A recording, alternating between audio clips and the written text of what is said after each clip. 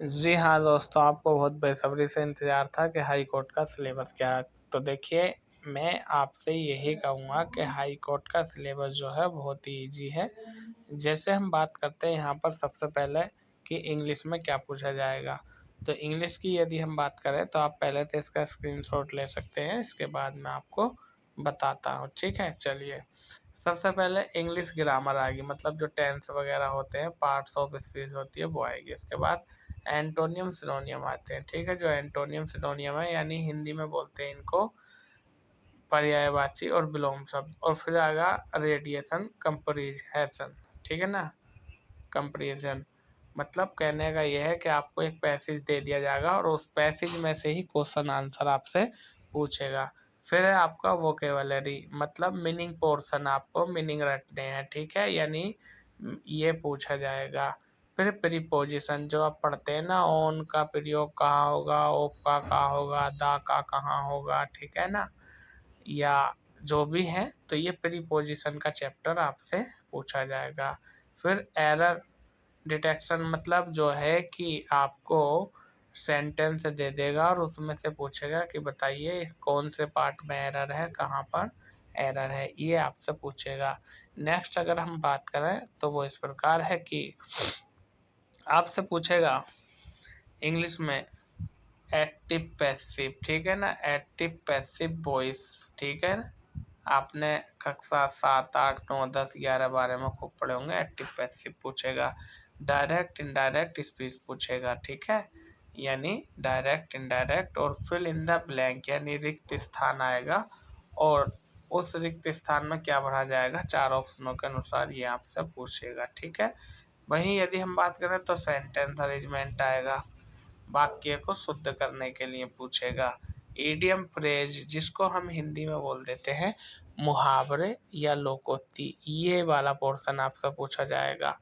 और एक है वन वर्ड सबऑर्डिनेशन, यानी वाक्य के लिए एक शब्द, ये आपसे पूछा जाएगा। तो ये इंग्लिश का सिलेबस आपकी समझ में आ गया होगा। अब हम बात करते हैं कि जो हमारा हिंदी का पैटर्न है, हिंदी का जो सिलेबस है, उसमें क्या क्या पूछेगा।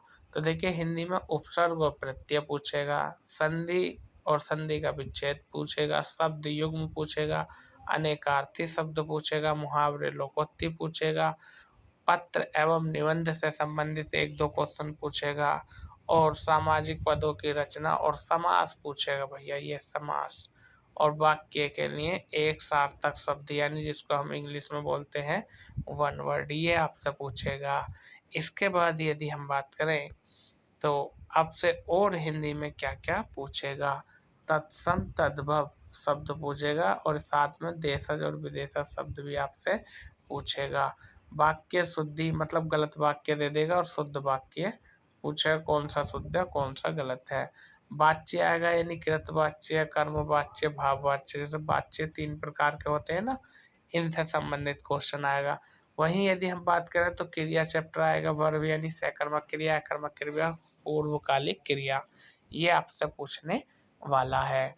इसके बाद अगर हम बात करें हाई कोर्ट की, मैथ के चैप्टर की, तो देखिए मैथ में क्या-क्या आपसे पूछेगा। साधारण ब्याज और चक्रवृद्धि ब्याज, ठीक है? क्या पूछेगा? साधारण ब्याज और चक्रवृद्धि ब्याज। लाभ और हानि यानी प्रॉफिट एंड लॉस पूछेगा। टाइम एंड वर्क पूछेगा, टाइम एंड डिस्टेंस यानी समय और दूरी पूछेगा, ट्रिग्नोमेट्री पूछेगा। वहीं हम बात करें संभावना वाले जो क्वेश्चन होते हैं, प्रोबेबिलिटी वाले, वो पूछेगा और सांख्यिकी पूछेगा यानी स्टैटिस्टिक्स, ठीक है?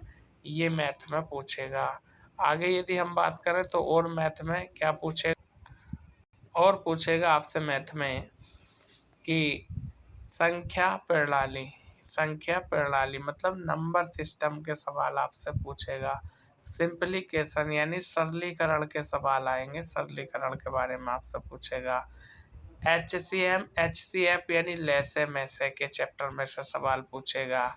दशमलव, अंश और भिन्न, ये वाला, ठीक है ना, ये पूछेगा। वही एवरेज के सवाल आएंगे, जो एवरेज होता है, औसत होता है, उसके सवाल आएंगे। और परसेंटेज यानी प्रतिशत के सवाल पूछेगा। रेशियो एंड प्रोपोर्शन यानी अनुपात और समानुपात के सवाल आपसे पूछेगा। तो पता चल गया कि मैथ में आपसे क्या क्या पूछेगा। अब हम बात कर लेंगे दोस्तों कि जो हमारा जीके है, जीके में क्या पूछेगा। देखो, एक तो आपसे पूछेगा भारत का इतिहास, ये ध्यान दो, भारत का इतिहास। और भारत के इतिहास की भी यदि हम बात करें तो उसके 3 पार्ट है, प्राचीन भारतीय इतिहास, मध्यकालीन भारतीय इतिहास और आधुनिक भारत का इतिहास। ठीक है, ये पूछेगा, मतलब पूरा इतिहास में से क्वेश्चन आएगा। वहीं यदि हम बात करें तो भारत और उत्तर प्रदेश का भूगोल, मतलब भूगोल पूछेगा, भारत का भूगोल में से क्वेश्चन आएगा। और वहीं हम बात करें तो उत्तर प्रदेश के भूगोल में से भी क्वेश्चन आएंगे। देखो, यूपी का जीके तो रट लियो, चाहे यूपी का जीके हो चाहे यूपी का करंट हो, मतलब यूपी किसी कीमत पे मत छोड़ना, क्योंकि भर्ती यूपी की है और आपका राज्य भी यूपी है, तो यूपी के बारे में जानकारी जरूर होनी चाहिए। देखो नीचे, देखो नीचे दे रखा है ये उत्तर प्रदेश की आर्थिक स्थिति, समझ रहे हो, ये देखो, ये उत्तर प्रदेश की आर्थिक स्थिति और भारतीय अर्थव्यवस्था। ठीक है, आगे चलते हैं और क्या क्या पूछेगा हमसे सामान्य ज्ञान में, यानी हमसे जीके में। और ये पूछेगा कि भारतीय संविधान, ठीक है ना, भारतीय संविधान के बारे में आपसे पूछेगा। फिर उत्तर प्रदेश का सामान्य ज्ञान, देखो मैं कह नहीं रहा था आपसे कि उत्तर प्रदेश को तो रट लो, उत्तर प्रदेश का सामान्य ज्ञान पूछेगा। कला एवं संस्कृति, देखो कला एवं संस्कृति भारत के संदर्भ में पूछेगा और उत्तर प्रदेश के संदर्भ में भी कला एवं संस्कृति पूछेगा। फिर वही हम बात करें विज्ञान और प्रौद्योगिकी, इसके बारे में पूछेगा, पर्यावरण के बारे में पूछेगा और करंट अफेयर विशेष रूप से उत्तर प्रदेश का, इसके बारे में पूछने वाला है। आगे बात करें दोस्तों, चलिए, हो गया है ना। हाँ, तो ये आपका इलाहाबाद हाई कोर्ट का सिलेबस है, आप इसको अच्छे तरीके से देख लीजिए, रट लीजिए, क्या क्या चीज़ें पूछी जाएंगी। ये सारी चीज़ें मैंने आपके साथ डिस्कस कर ली है। आप अपना कॉपी पेन उठाइए और इन सबको लिख लो और सामने अपनी दीवार पर लगा दो कि आपको कब क्या पढ़ना, किस चैप्टर में से क्या पूछेगा क्या नहीं पूछेगा।